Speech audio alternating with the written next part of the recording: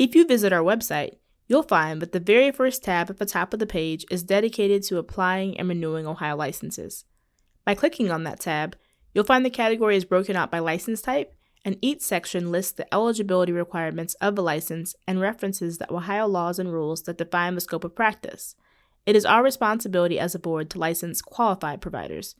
But what does it look like for all of these providers in different cities, professions, and settings to provide consistent quality care to the people they are treating? Today, we'll be discussing the meaning of the term standard of care and how the board identifies substandard medical practices. You're listening to MedBoard Pulse, a podcast by the State Medical Board of Ohio. I'm your host, Jerica Stewart, Chief of Communications. Let's talk Ohio. Today we're talking about a very interesting and somewhat complex topic, standard of care. Maybe you've heard this phrase in passing, or based on the common definition of the word standard, have a general idea of what it means. I'm guessing most people wouldn't pay much attention until they felt like the care they're receiving from a doctor, respiratory therapist, PA, or other practitioner is not meeting a proper standard, which of course could lead to a bad health outcome. Like I mentioned earlier, it is the board's responsibility to license qualified providers, and in addition to that, the board also ensures that providers are capable of providing good, safe care. You might be wondering, does the board explicitly tell its licensees they will be held to a certain standard? And the answer is yes. You may remember from previous episodes that Ohio laws are captured in the Ohio Revised Code, and Ohio rules are captured in the Ohio Administrative Code. As far as the medical board's licensees go, each license type has a specific law that outlines all the grounds for board disciplinary action. And among the many reasons why a licensee can be disciplined is a departure from or failure to conform to minimal standards of care. But here's the thing. Just because failing to meet the standard of care is written down as a reason the board can discipline a licensee, doesn't mean it's always easy to prove that a practitioner's behavior was incorrect clinically. For example, if you are scheduled for an intricate surgery, but have several pre-existing conditions like diabetes, hypertension, or a blood disorder, and everything doesn't go according to plan, is the bad outcome a known risk that couldn't have been avoided, or due to the surgeon's lack of training, bad decision-making, or impairment in some way? Healthcare as we know it is dependent on the confidence in our practitioners to perform the tasks and procedures needed to keep us healthy. Today, we'll be joined by the Chief Hearing Examiner and explore how the standard of care is determined and upheld for the safety of Ohio patients. So, James, can you please introduce yourself and explain your role here at the medical board? Thank you, Jerica. So my name is James Wakely. I am the Chief Hearing Examiner for the State Medical Board. What that means is I am in charge of the hearing unit. I supervise 2 internal hearing examiners employed by the board, and at any one time, 2 to 3 contract hearing examiners. We're all attorneys, and we hear the case kind of like a judge and come to a recommendation for the board. We resolve the factual matters that are presented to the board, and we make a legal recommendation to the board as to what we think should happen. Part of being the chief hearing examiner is I assign cases, trying to understand what cases suit which hearing examiner. I'm also in charge of making sure that cases are decided in a timely manner. So in some ways, I conduct the progress of the unit and also hear cases myself. In my time at the board, I've learned that cases involving minimal standards violations are often lengthy and difficult to develop. And I imagine some of that is due to varying interpretations when it comes to the term standard of care. So for someone who is hearing the term for the first time, can you please provide a definition of that standard of care? Sure. The standard of care is what the community of practitioners in a given field accept as the minimum standard of practice for that procedure or service. When I say it's determined in the specific field, it's because we regulate different fields at the medical board. We regulate everything from massage therapists and respiratory care technicians up to physicians performing the most complicated surgeries. When we're looking at what is the standard of care, it's what would somebody, or what does the community where that practitioner operates expect of that procedure? So if you're a doctor and you're prescribing medication to treat a certain condition, the standard of care is what is the appropriate medication and dosage accepted in that community for treatment of that condition. Okay. That's a very helpful definition, and I think it paints a picture of what we're trying to determine. I've noticed in my time here that because the medical board has physician board members, sometimes patients or even providers themselves have an expectation, but the board is the one who is able to set the standard of care. Actually, I think I saw an email today of someone saying, please tell me, what is the standard of care? But that's not really the case. Can you clarify the role of the medical board as a regulatory body as it pertains to that issue? Sure. The medical board doesn't set the standard of care in any field, and I don't think the community would want the board to do that either. The standard of care is set by the community of practitioners. It's set by the medical community or by the respiratory care community or by the massage community. It's set by the people who are practicing in that every day. And what that means is because we don't set it, it can be flexible and account for the latest in scientific development and medical knowledge. So every case that comes before the medical board where we've alleged a violation of the standard of care, we get an expert. And that expert comes in and testifies and tells us this is what the current standard is for this treatment in the community.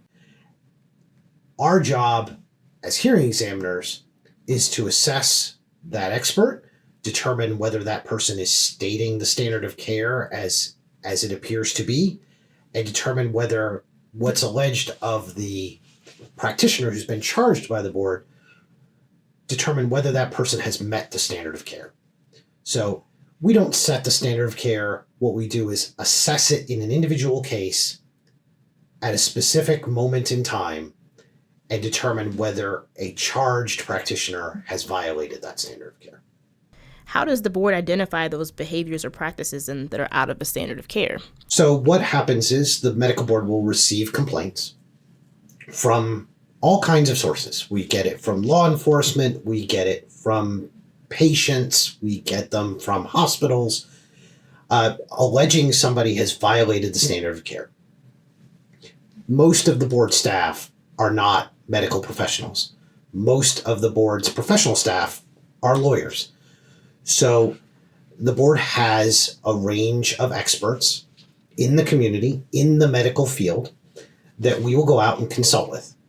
And we'll ask their opinion in a particular case, did this treatment or activity meet the standard of care? So we are always consulting with experts in the community, with people in the community who are doing this every day. And it's rare that we see a case where it's a close call. Usually the activity is either very clearly within the standard of care or very clearly not within the standard of care. Okay, thank you for that. And I think you touched on this a little bit earlier, but are physicians the only type of provider required to meet a standard of care? No. At least as far as the medical board is concerned, all regulated professions have a minimum standard of care with whatever they're doing. I'm sure that the same is true for other regulated fields as well, but doctors have a standard of care, respiratory care technicians have a standard of care, massage therapists have a standard of care, and it's appropriate to the level of service that they are providing.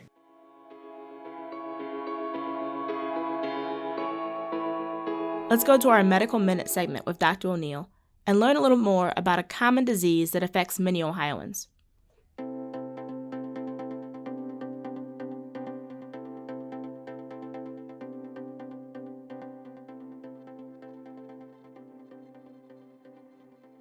Well, all right, listeners, it's that time of the show when we hear from our medical director, Dr. O'Neill, in a Medical Minute. Dr. O'Neill, what are we talking about today?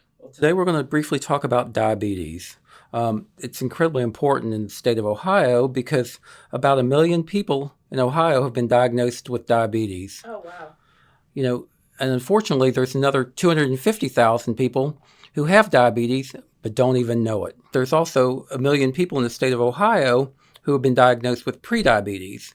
And this is when their blood glucose, or what we call blood sugar, is elevated, but they don't meet the strict criteria for a diagnosis of diabetes. And numbers are even greater in that about 2 million additional people are or have prediabetes, and they don't know it. So a significant number of our population either have diabetes or prediabetes, and they don't know it and have not been diagnosed. So that sounds like it impacts a lot of Ohioans. Correct. And I know even across the country as well. What causes diabetes?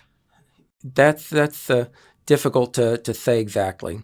I mean, researchers feel that diabetes is caused by both genetic and environmental factors. There's a lot of factors out there that are too in-depth for us to go into, but, people talk about a family history of diabetes, especially for type 2 diabetes. What are the symptoms, and how do you know you should get tested? Two types of diabetes that we predominantly talk about. Type 2 diabetes, which is mainly in adults. You have insulin, but we have what it's called insulin resistance, where the pancreas makes insulin, but the body does not use it appropriately, essentially. And then type 1 diabetes, where there's an absolute insulin deficiency. Majority of adults have type 2 diabetes, about greater than 90%. Unfortunately, most people are asymptomatic when they're diagnosed. It means that you go, to your healthcare provider and have laboratory performed, and they find an elevated blood glucose or blood sugar, and they repeat it, and they'll do a hemoglobin A1C and diagnose diabetes. Those typical classic symptoms that people talk about and read about, increased thirst, increased urination, weight loss, increased appetite.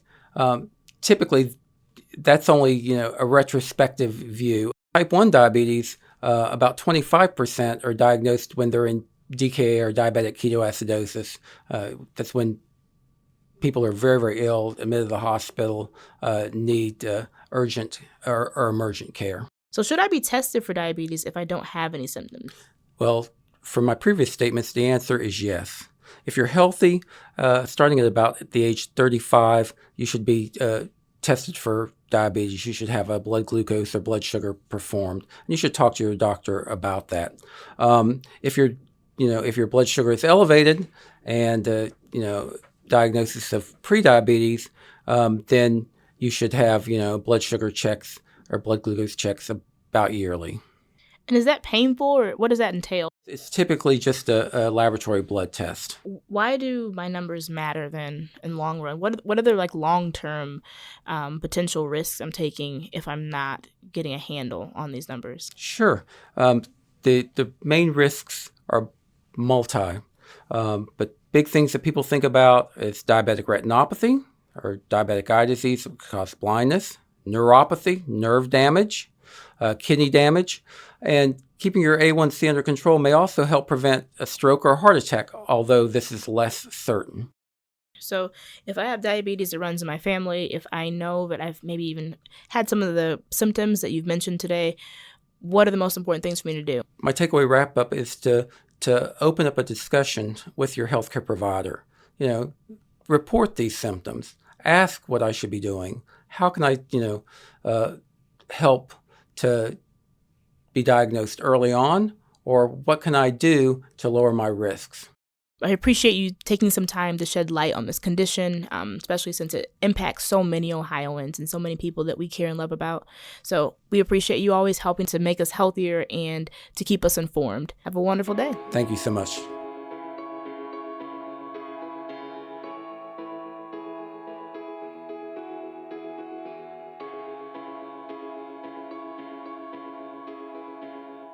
All right, we're back and we're welcoming James Wakely, the head of our hearing unit, as we start to understand what it means to meet the standard of care in Ohio. Why is it important to public safety that the board hold providers accountable when their practice falls below the minimal standard of care? Well, the board's highest charge is to protect the citizens of the state of Ohio. Physicians, massage therapists who are practicing below the standard of care have the potential to seriously injure people coming to them for service. Practitioners who are not practicing at the standard of care are an active danger to members of the public, to the people that come see them. So the board has to at least look when we receive complaints that someone is below the standard of care. And if someone is practicing below the standard of care, the board has an obligation to take action. What kinds of cases can come before the board for minimal standards violations? Is it just one type? Is it like, oh, this is only, a surgery? That's the kind of case that the board can see or, have to evaluate. We've seen massage therapists charged with minimal standards violations for not treating appropriate muscle groups. We've seen physicians charged with not meeting minimal standards for not prescribing correct drugs, prescribing inappropriate combinations of drugs, or prescribing drugs to people for whom those drugs were not suitable. We've seen physicians charged with performing surgery in the wrong areas, not taking appropriate precautions. We've seen respiratory care technicians charged with not following proper procedures in performing that duty. Failure to follow the minimal standards affects every profession regulated by the medical board and virtually every kind of case. There is a standard of care for every type of treatment. And if somebody doesn't follow the standard of care, that is potentially a violation. Is it always the case someone has to be formally disciplined if their care is falling below a minimal standard of care? If there's maybe a one-time situation, or maybe sometimes someone's not aware of what the new standard of care is. If someone was trained in a different time period and hasn't updated, their methodology or their techniques to meet what's current, is there a possibility that someone wouldn't necessarily be disciplined? Yes, so the board does have methods of advising the community other than through the hearing process. There is the quality intervention program that can deal with physicians more informally than through the hearing process. The board staff does occasionally issue what are called warning letters, advising practitioners, hey, we've seen you're doing this. Don't do that anymore. You run the risk of further discipline if you continue. So there are ways, short of the formal disciplinary process, where the board can address specific instances, isolated instances where this may just require a minor correction rather than a formal disciplinary procedure. Okay. What are some of the unique challenges for these types of cases? It's not uncommon for there to be a dispute as to what the standard of care in a given procedure was, or in a given treatment was. And so we're left in a position where we have to listen to both sides and come to a resolution. This is what we believe. As hearing examiners, we have to do that, and then we pass our best judgment on to the board, and the board then has to make a determination. The board has physicians, but it's impossible to have a physician that practices in every area. So ultimately, they have to review what we get from the two parties and decide, this is what we believe the standard of care was in this particular case. So it can be deeply difficult to resolve the facts, specific instances, and again, we're looking at a moment in time. The standard of care can change. It can change dramatically over just a few years. So it sounds like there's a lot the board has to sift through when it's trying to make sound decisions in this area. Now that you've learned about this topic, we want to leave you as listeners with some considerations. We'll be right back after this short break.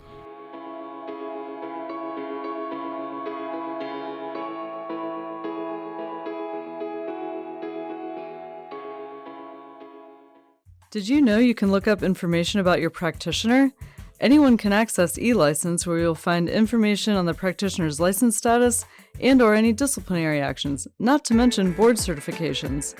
To view this information, please visit elicense.ohio.gov, select Verify a License, and search using the practitioner's name or license number. It's that easy.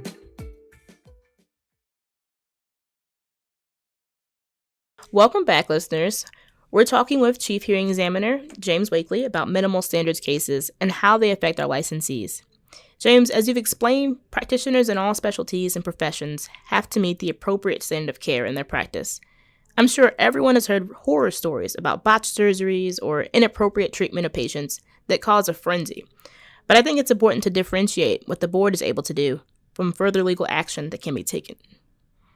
So that being said, can the medical board help a patient be awarded compensation for issues? No. There is a difference between violating the medical board's laws and rules and what is the standard in a malpractice case. They're two completely different standards. The civil process for malpractice is completely separate from what the medical board does. The medical board staff, I can assure you, take the complaints from patients and from members of the community very seriously. They investigate the charges to the best of their ability, but this is not a malpractice case. This is not where the primary goal is to get compensation for the patient. The purpose is to protect the public. So what I'm hearing you say is that the medical board is not involved with any kind of compensation or malpractice suits. However, if someone does find themselves in a situation where they feel the standard of care was not met, whether that's with the massage therapist or a physician or any other licensee that we have the authority over, they can file a complaint. They can do that pretty immediately, and it will be confidential. We'll not share that information with the public, with the media, or with the hospital or anyone else for that matter. That's correct. If you believe that you have not been treated to the standard of care, file a complaint. File a complaint. File a complaint. It is vitally important that members of the community let us know when they believe their practitioner is not meeting the standard of care. I've seen before that in some cases, we've had patients who are surprised sometimes by their outcomes of their procedures or interactions with providers, but they've chosen those providers not based on the qualifications of that person, not based on seeing, they're board certified in a certain specialty, or, they have good, outcomes, but maybe they have a great social media presence, or this is a great deal on a certain, procedure or service. I think to get to some specific examples when it comes to making sure that a provider is meeting the appropriate standard of care, we've seen specifically cosmetic surgeries in the last several years where there are physicians who have not specialized in doing cosmetic surgeries or plastic surgery who have started to kind of veer outside of whatever their specialty was and move into this lucrative career, basically. And I think it's helpful for patients to understand what it means to go to a qualified provider, what it means for someone to be appropriately trained and have a competent understanding of whatever they are practicing in. And I think that comes down to really understanding what the training looks like. So maybe you know, maybe you don't know. Physicians, MDs or DOs or medical doctors or osteopathic doctors, they're both, licensed physicians in Ohio. You go to med school, that's about 4 years. And then after med school, you have another set of training. James, can you please talk about that portion of it? Sure. To be licensed as a physician in the state of Ohio, you have to have at least 1 year of postgraduate training. That's generally called an internship year or something akin to that. The way physicians are trained to perform specific fields is generally through a residency. A residency is an on-the-job, long-form internship, effectively, on how to be a practitioner in a given field. So let's just say you're talking about a dermatologist. Someone who wants to become a dermatologist and wants to practice in a hospital, that person generally needs to be board certified in dermatology. So they will go into a dermatology residency. That is a practice offered by hospitals around the country, around the world, where that practitioner will go to that facility and practice under the supervision of more experienced providers for 2, 3, 4 years, sometimes years even beyond that. And this is after medical school. Correct. This is after medical school. And in fact, this is how someone learns the standard of care for any of these procedures that they're performing. You'll see someone who is performing cardiology. They go practice under cardiologists. They learn at their feet, so to speak. They perform surgeries under the direct observation of board-certified cardiologists. Plastic surgeons the same way. In fact, plastic surgeons, a lot of them, will do 2 different residencies. They'll do one in general surgery and one in plastic surgery to learn the skills and techniques that are expected of that field. What we've seen is people who are board-certified physicians, but who have decided to venture out of that space to provide cosmetic procedures. And sometimes the only training they've gotten on those procedures are a few days learning from other providers or learning from the manufacturers of medical equipment. Wow. A few days. So from years of training under a specifically trained, physician who's been doing this for potentially decades to a weekend class with expensive equipment that could potentially be dangerous. Yes, absolutely. I mean, we've heard stories about how physicians get trained on liposuction if they're not trained plastic surgeons. And it can literally be, well, they flew to a hotel in Scottsdale where the medical device manufacturer put on a 4-day course with volunteers who got reduced cost liposuction, where they'll just walk around performing liposuction on a row of patients. And this is how they learn. This is not how a residency teaches practitioners to provide services. This is only how device providers, device manufacturers, and others provide in these weekend courses. That's terrifying. I'm not going to lie. Would you make any recommendations to patients when it comes to choosing a provider in Ohio? Absolutely. It is absolutely appropriate to ask your physician, what is your training in doing this particular procedure? We've seen a recent uptick in the number of physicians opening cosmetics practices. There is no such thing as a minor surgery. There is no such thing as a quick in and out when you are getting a medical procedure performed on you. And what we're seeing are physicians practicing in areas outside their training. It is entirely appropriate to ask somebody, are you board certified in this? How much training have you had in this procedure? Where did you do your residency? Those are all entirely appropriate questions that I would encourage anybody who's undergoing a medical procedure to ask. This is not, this is not a cosmetics procedure. This is not something you get done at the Aveda counter. This is major surgery that places people's lives at risk. And you should be confident that your provider has the sufficient training and experience to do it correctly. I like that in particular because that empowers patients. It gives them some information so that they know what to look for. No, and I can tell you, there is not a physician I have ever seen that is not proud of their training and proud of their experience. If they are board certified in a given area, they are happy to tell you that. Mm-hmm. If they completed a residency in a given practice, they are proud to tell you that. By way of example, the residency training for a plastic surgeon is 8 years long. Someone who's completed 8 years of postgraduate medical training will happily tell you, yes, I'm board certified in plastic surgery. Have you found in your experience at the AG's office and as working as a hearing examiner for the medical board that when there is a provider who has to go through this whole process because they failed to meet the standard of care, do they have that aha moment where they realize, I was not practicing to a level that I was supposed to, and I have an opportunity to learn here or to grow in my profession? The good ones come in and will say, yes, this was not up to the standard of care. Here's why I did it.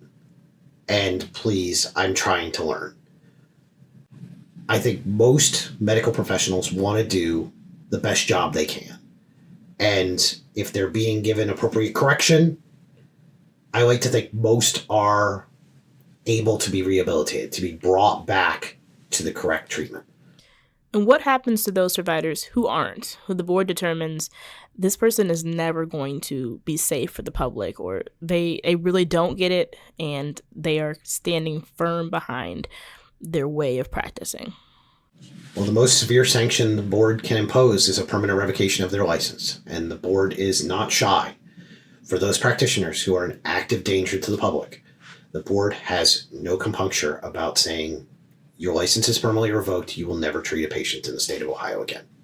Wow, that's heavy. Alrighty.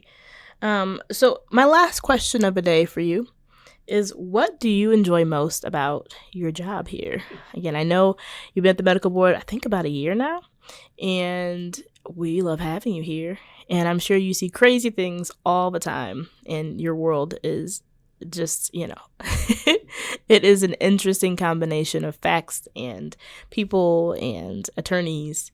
What do you like most being here? So the thing I always enjoyed about the practice of law was advising clients, was working with them to solve problems. And this is kind of the ultimate client advising. I get to make a recommendation, I get to make legal findings, and I tell the board what I think should happen in a given case.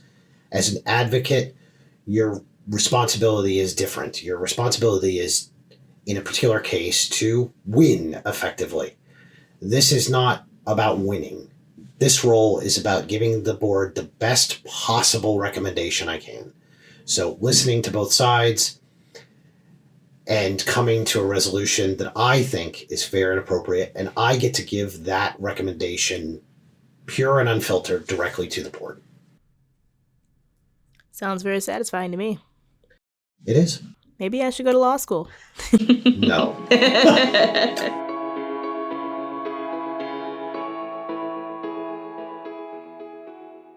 James, thank you for shedding some light on these issues. The big takeaway I'm hoping is clear for our listeners is seeking out professionals based on their professional credentials. It is so important for patients to have confidence in the skills and expertise of their practitioners, or it all falls apart. I also feel like I want to remind you, please don't get talked into a procedure or service because of a practitioner's charisma, creative social media presence, or superb discounts. Those things make for great talk show hosts, but not great healthcare. And if you have had a bad experience with a practitioner in any of these professions we regulate, file a complaint today by visiting med.ohio.gov. Or if you'd like to make an anonymous complaint, you can call our confidential hotline at 1-833-333-7626.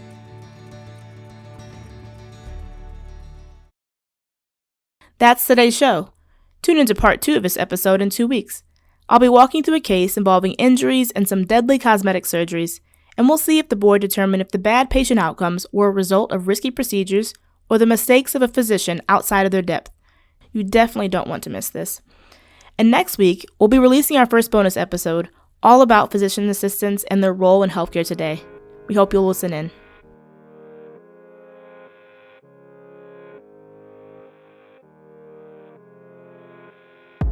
Thank you for listening to this episode of MedBoard Pulse from the State Medical Board. A special thanks to our guest, James Wakely, Chief Hearing Examiner. Subscribe today to hear our episodes right away. For more information about the Medical Board, visit med.ohio.gov. You can also email questions or comments at communications@med.ohio.gov. And remember, the more you listen, the more you'll learn, and the more you'll share.